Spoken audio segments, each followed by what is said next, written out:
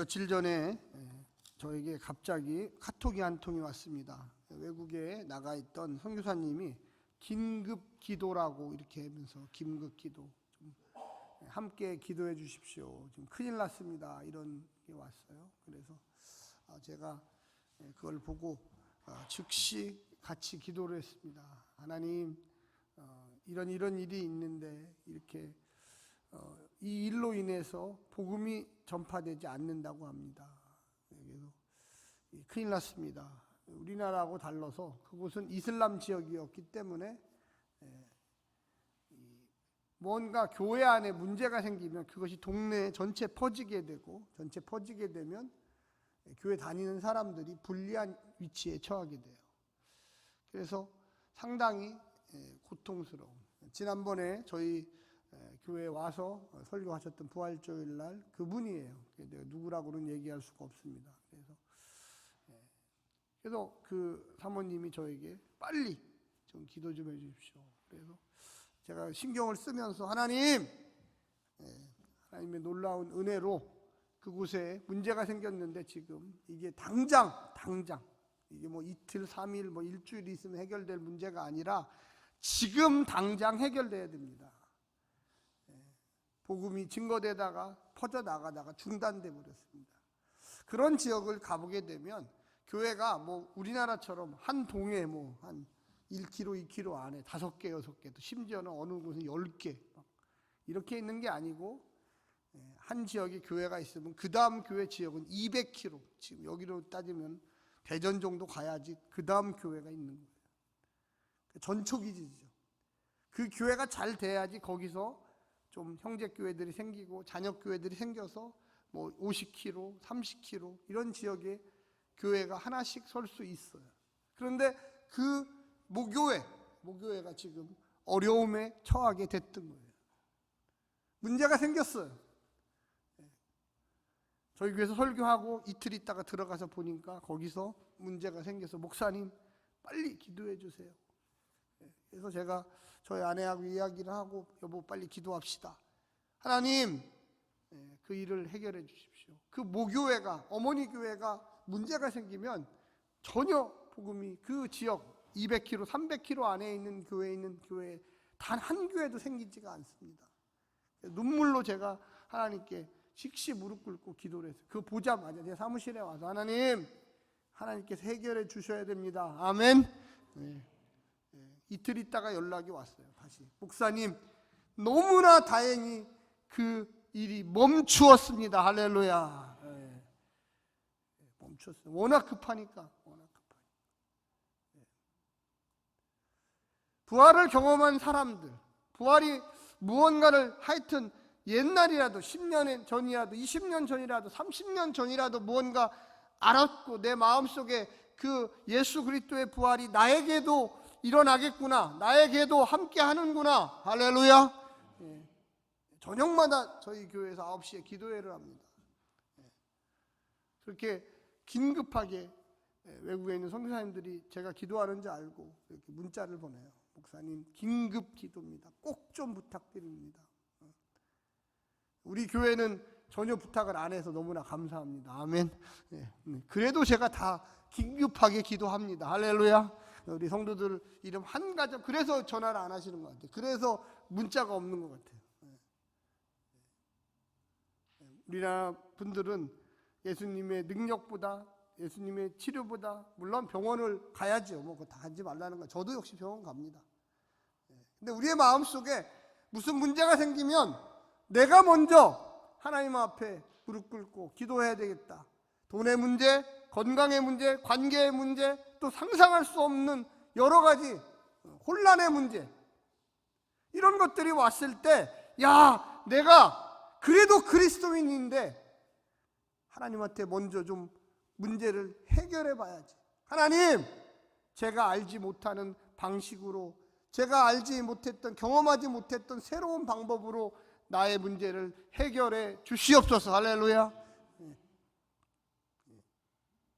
오늘 본문에 보게 되면 이 베드로가 부활을 경험하고 그리고 50일 이후에 마가의 다락방에서 성령의 임재를 경험하고 그 이후부터 막 능력이 나타나기 시작해요. 할렐루야. 안진뱅이도 일으키죠.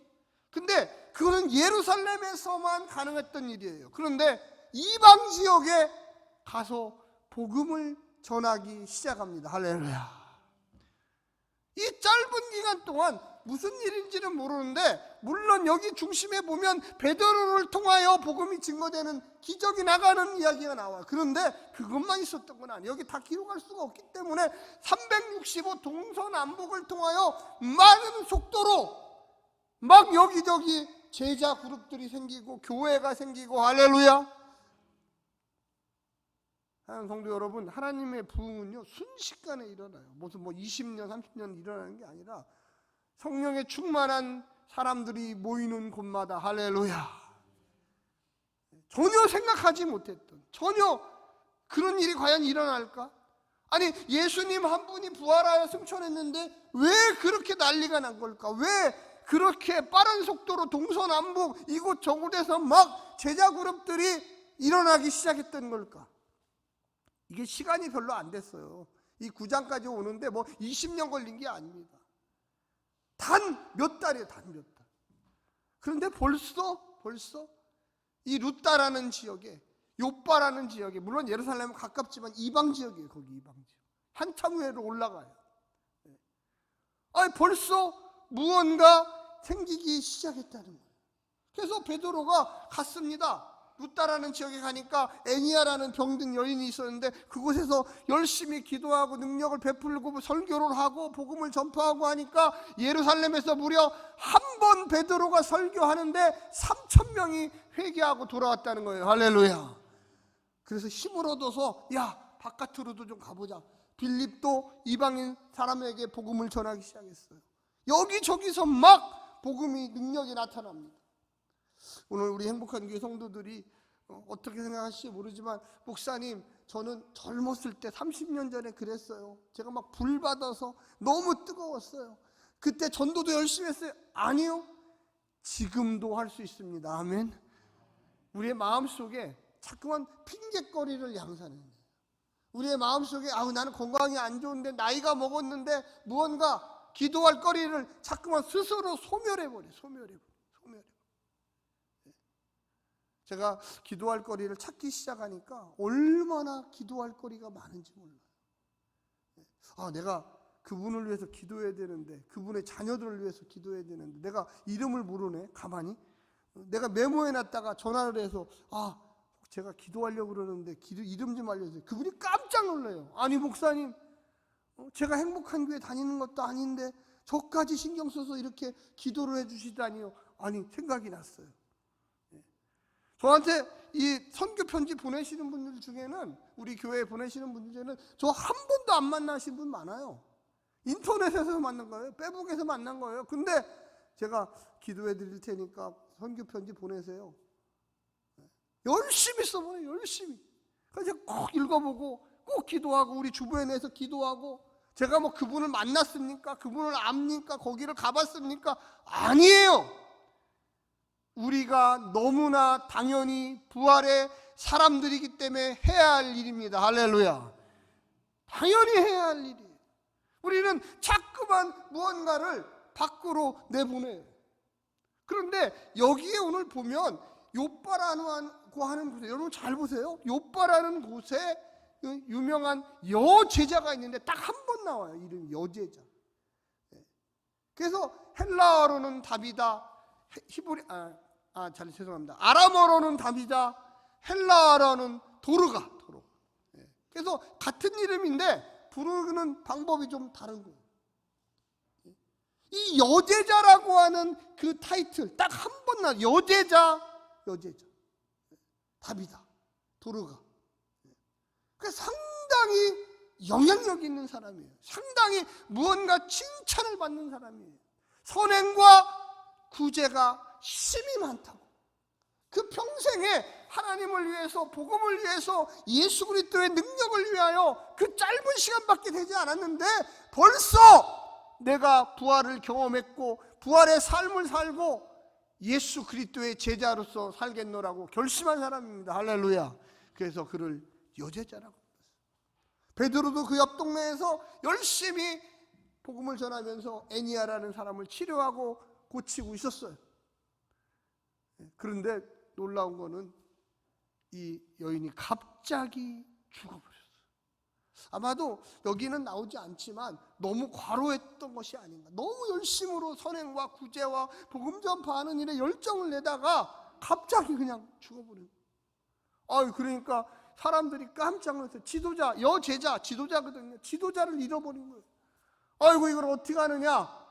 유대인들에게는 시체 썩는 것 때문에 그날 죽으면 그날 파묻어야 돼. 그날 장사 지내야 돼. 그날. 그런데 안 되겠다. 그래서 몸을 씻기고 옷을 입히고 해가지고 땅에다 묻어야 될 걸 묻지 않고 다락 같은데 약간 위에 높은 데다가 올려놨어요. 우리 거기 한번 그 본문을 읽어볼까요? 자, 37절에 한번 시작. 그때에 병들어 죽음의 시체를 씻어 다락에 누이니라. 원래 이렇게 하면 안 돼요. 원래는 이스라엘의 이 제사는 워낙 건조하니까 빨리 부패를 하니까 얼른 이 땅에다가 묻든지 아니면 이 무덤에다 갖다가 넣어야 돼요. 그런데 그렇게 안 하고 씻어가지고 위에다 다락에, 아마 여기 다락으로 번역됐지만 약간 위에다가 올려놓은 거예요. 사람들이 못 보게. 상당히 무언가 이렇게 하면 안 된다고 하는데 역행을 하는 거예요. 사람들의 마음속에는 하나님, 이 여인은 죽으면 안 됩니다. 하나님, 이 여인은 할 일이 있습니다. 아멘. 제가 결론 부분에서 뭔가 얘기하겠지만 무언가 하나님 이렇게 하면 안 됩니다. 이 여인이 얼마나 많은 긍정적인 것을 했는데, 주님 나라를 위해서 했는데, 주의 복음을 위하여 했는데 이렇게 갑자기 데려가시다니, 이것만은 안 됩니다. 그리고 곧바로 들어보니까 옆 동네에 지금 베드로 사도가 와 있다는 거예요. 그래서 사람들을 빨리 가서 베드로 사도를 들러옵니다. 예수 그리스도의 부활을 본 그분을 데리고 오라고. 그래서 동네 사람들이 옆 동네로 열심히 가서 루따라는 곳에 가갖고, 아이고, 우리 동네에 여제자이신 그 당신도 아시죠? 그 선행과 구제가 많은 저 제자가 갑자기 돌아가셨습니다. 빨리 좀 오십시오. 빨리 좀. 그래서 거기에 보면 이렇게 나와 있습니다. 38절에 눕다가 요바에서 가까운지라 제자들이 베드로가 거기 있음을 듣고 두 사람을 보내어 지체 말고 와달라고 간청하여. 지체 말고 와달라. 그래서 갑자기 사역하다가 아이고, 그럼 내가 빨리 가야지. 그래서 그냥 정말 빠른 속도로 왔어요. 왜? 하나님이 아직은 데려가시지 않았다는 것을 알고 있다. 근데 죽었어요? 안 죽었어요? 죽었어요. 이미 숨이 끊겼어요. 여러분, 우리가 예수님이 복음서에 보면 죽은 소녀, 어린 소녀를 일으키는 장면이 나요. 사람들이 다 죽어서 끝났다, 이제는 애곡하고 장사 지냅시다 하는데, 야, 좀 다 나가라, 다 나가라. 그리고 그 소녀에게 기도하면서, 소녀야 일어나라, 할렐루야, 달리다고. 소녀야 일어나라. 그래서 베드로가 급히 와가지고 사람들을 다 내보냈어요. 내보내고 그 시신을 내려놔라. 여러분, 우리 한번 같이 한번 일어나 볼까요? 거기 몇 절에 나와 있냐면 40절 시작. 베드로가 사람을 다 내보고 무릎을 꿇고 기도하고 돌이켜 시체를 향하여 이르되 다비다야 일어나라. 거기까지만 해. 다비다야 일어나라. 여러분, 물론 이게 뭐 다 이렇게 될 거다, 누구든지 기도하면 이렇게 된다, 이런 얘기를 하려고 그러는 건 아니에요. 그런데 중요한 게 있어요. 부활을 경험한 사람을 이 신약 성서에서는 뭐라고 그러냐면, 한번 따라서 해줘요. 제자. 다비다도 여제자였어요. 베드로도 예수님의 부활을 보고 부활을 경험하고 부활의 성령의 역사를 받고 이 사람도. 왜 많은 사람들이 그 죽었을 때 빨리 묻어야 되는데 안 묻고 그렇게 했을까? 여기서는 하나님이 일으켜 주시리라고 하는 믿음이 있었던 거예요. 할렐루야. 베드로는 뭐 내가 가서 뭐 할 일이 있나, 벌써 숨 끊어졌는데 내가 간다고 일어나나? 아니, 내가 가봐야 되겠다. 여러분, 우리가 기적이라고 하는 건 뭘까요? 기적이라고 하는 단어의 정의는 뭡니까? 우리의 일반 상식으로는 되어지지 않았던 게 무슨 이해할 수 없는 현상을 통하여 그 현상이 일어난 것을 우리는 기적이라고 합니다. 우리가 평상시에 교회를 나오고 예수님을 믿는다고 그러고 기도를 한다고 그러고 성령 충만을 받아야 된다고 하는 그런 이야기 자체 속에는 우리는 하나님의 일하심을 믿고 있다는 거예요. 할렐루야. 우리 생각으로 안 되죠. 우리 생각으로는 되겠습니까? 우리 생각으로 아유, 그게 가능할까? 돈도 없는데. 아이고, 그게 무슨 그게 우리가 그냥 노력한다고 될 일이야, 그게. 그런데 하나님은 주님을 믿는 자들, 제자들, 할렐루야. 사랑하는 성도 여러분, 저는 여러분 개개인에게 묻고 싶습니다. 여러분은 제자이십니까? 여러분은 기도하십니까? 여러분은 그냥 내 상식으로만 이해되는 거, 그렇지, 그거야, 우리가 좀 기도했지, 그래서 된 것 같아, 이런 유의 기적을 믿으시는 거예요? 아니, 이건 절대 기도해도 되지가 않을 거야. 사람들은 예수님이 그 죽은 소녀를 위해서 기도한다고 할 때 아유, 끝났어. 그게 되는 일이 아니야. 예수님이니까 되고, 예수님만이 할 수 있는 일, 그럼 우리는 못해요. 우리는 처음부터 우리는 못해. 우리의 마음속에 그런 이야기가 너무나 많이 넘쳐 흘러요. 내가 어떻게 부자가 돼? 내가 어떻게 하나님의 일을 해? 나는 영어도 못하고, 나는 외국에 간 적도 없고, 그런 생각을 끊임없이 우리의 스스로의 머릿속에다가 집어넣어놓고 있는 거예요. 이건 안 돼. 의사가 포기했대. 우리나라에서 제일 수술 잘하는 사람이 안 된다고 했대. 끝이야, 끝. 우리의 마음의 속에는 그게 끊임없이 반복적으로 일어나요. 우리의 마음속에 내가 진짜로 기도하는 사람인가? 한번 따라서 해주시오. 나는 기도하는 사람이다. 다시 한번요. 나는 하나님의 임재를 믿는 사람이다. 이 본문에서 여러분과 저에게 질문하고 싶은 거는, 정말로 너희들이 예수 그리스도의 부활을 믿느냐? 그분의 살아계심을 믿느냐? 그러면 너도 기도하면 그와 같은 일이 일어난다, 이렇게 얘기하는 거예요. 할렐루야.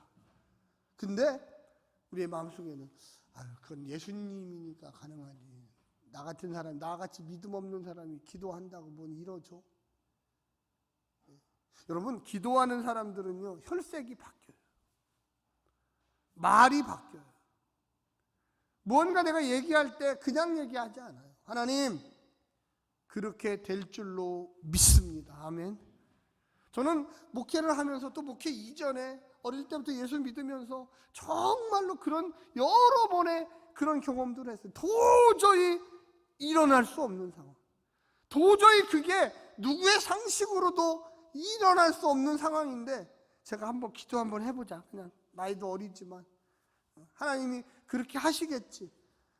내가 지금 씨앗을 뿌려놓으면 이 씨앗이 언젠가는 땅을 뚫고 일어나서 싹이 나고 줄기가 생기고 꽃이 피고 열매가 맺겠지. 정말로 무심코 그냥 던지면서 이야기하는 것. 시간이 지나면서 하루가 지나고 이틀이 지나고 1년이 지나고 2년이 지나고 3년이 지나고, 근데 어느 순간에 그것이 싹이 나고 있다는 것을 느끼기 시작해요. 그러면 눈이 커져요. 생각이 바뀌어요. 이게 되네? 이게 정말 하나님이 살아계시네? 사랑하는 성도 여러분, 오늘 본문이 바로 그런 본문이에요. 그러면 여러분 생각할 때 왜 하나님은 이런 기적을 일으키실까? 여러분 왜 기적을 일으키실까요? 첫 번째는 뭐냐면 하나님의 드러나심이에요. 여러분과 저를 통해서, 예수를 믿는 제자들을 통해서 하나님이 있다는 것을 믿지 않는 사람들에게 나타내 보이시기 위해서 그렇습니다. 할렐루야. 여러분, 우리가 기적을 바랄 때 그런 마음을 가지셔야 돼요. 하나님의 드러냄을 위하여, 하나님의 살아계심을 위하여 이 문제를 해결해 주시옵소서. 할렐루야. 내 욕망, 내 자신, 이게 아니고 하나님의 드러내심을. 두 번째는 뭐냐면 복음의 확장을 위해서. 저는 목회를 하면서 참 어려운 순간이 많았어요. 목회 포기하고 싶을 때도 많았고, 내가 꼭 이걸 해야 되나? 그럴 때마다 제가 주님 앞에 무릎 꿇고, 하나님, 저는 이거 하기 싫습니다. 너무 제가 볼 때 이거 얼두당투도 않고 뭐 이런 것을 꼭 제가 해야 하나요? 근데 야, 네가 하면 좋겠다. 네가 해야 한다. 네가 선포를 해라. 저는 목사로서 그런 얘기 못합니다. 아니, 네가 해야 돼. 강력하게 했어요. 그냥 모르겠다. 미쳤다고 생각하겠지, 성도들이. 그런데 그 일이 기적같이 일어나기 시작하는 거예요. 할렐루야. 그래서 저도 감동하고 성도들도 감동하고, 제가 뭐 그런 얘기를 좀 해드리면 시간이 너무 많이 가니까, 첫 번째는 하나님의 드러나심이 있어야지 기적이 일어나고, 두 번째는 복음이 확장돼요. 복음이 확장돼요.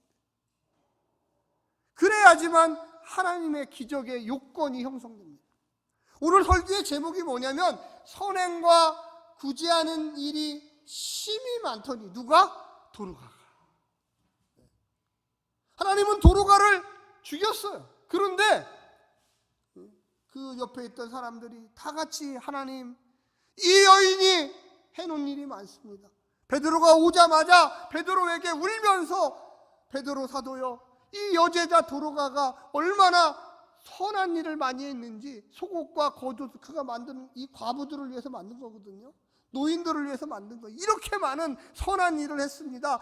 반드시 다시 살려야 합니다. 할렐루야. 주변에서. 이 말은 뭐냐면 하나님의 복음이 확장돼야 합니다. 하나님의 드러나심을 이 지역에 죽었던 사람이 살아났다는 것을 알려줘야 합니다. 사랑하는 성도 여러분, 오늘 본문에, 그리고 마지막 세 번째는 마지막 절입니다. 43절 같이 한번 보겠습니다. 43절 시작. 베드로가 요바에 여러 날 있어 시몬이라는 무두 장이의 집에서 머무니라. 이게 도대체 무슨 말일까? 이건 좀 해설이 필요한데, 이 무두장이라고 하는 것은 가죽을 다루는 일을 합니다. 물론 오늘날도 좀 분업이 되어 있지만, 이 고대 사회에서 가죽을 만드는 방법은 뭡니까? 동물을 잡아야 돼요. 그래서 그것을 죽여서 가죽을 벗겨서 그걸 가공해 가지고 우리 인간이 뭐 백이라든지 가방이라든지 신발이라든지 이런 걸 만들어야 돼요. 그래서 이 유대인들은 이 무두장이 엄청나게 싫어했어요. 왜? 첫 번째, 동물을 죽여야 되고 피를 봐야 되고, 그래서 부정한 사람이다. 근데 이 본문에 보니까 마지막에 무두장이의 집에 여러 날 있어 그 집에서 머물다, 이렇게 했습니다. 이 무두장이 이름은 안 나오지만 아마도 예수 믿는 사람이었고, 무두장이가 부정한 사람이었지만 이제는 베드로 사도가 그것이 중요한 게 아니라 그가 예수 믿는 사람이라는 게 중요했던 거예요. 할렐루야. 과거에는 유대인으로서 무두장이는 아주 부정한, 생명을 죽이고 그거를 가공하고 피를 보고, 그런데 그가 변하기 시작했다는 거예요. 사랑하는 성도 여러분, 우리 예수 믿는 사람의 눈이 바뀌어야 돼요. 우리의 마음이 바뀌어야 돼요. 꺼리낌하죠. 뭔가 이상해. 그런데 그가 예수 믿고 구원받아 이 자리에 와서 앉아있을 때 손을 내밀고, 내가 너희 집에 머물고 우리 화평하고 우리 친구가 되고 우리 하나님의 사람이 되자고 이야기할 줄 알아야 합니다. 이 본문에서는요, 부활의 경험한 사람들 두 제자를 얘기해요. 베드로와 다비다. 그리고 그가 죽었지만 예수님과 같이 기도할 때에 하나님의 놀라운 기적이 일어나요. 두 가지 이야기, 하나님의 드러내심과 복음의 확장.